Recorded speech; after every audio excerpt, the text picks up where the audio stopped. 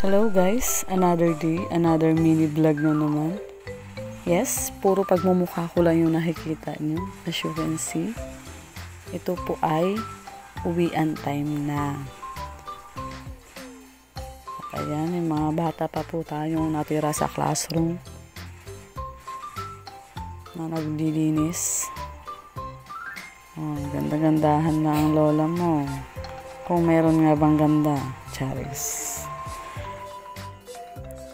At ito naman yung mga time na nagpa-practice sa mga bagets ng kanilang intermission number para sa nalalapit namin Children's Festival. Oh, ang gara niyan. Sabay-sabay din daw kunwari. Ikaw ba naman pagsayawin ng 6 minutes kung hindi ka mapagod? Aray, Diyos me. Ang ating sinaunang paraan ng pagpulbo. Sino nakaka-relate dyan? Hanggang ngayon, ganito pa rin ang ginagawa sa mukha. Charis talaga.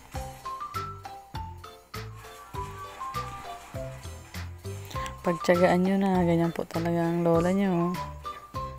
Siyempre, bago umuwi, dapat fresh.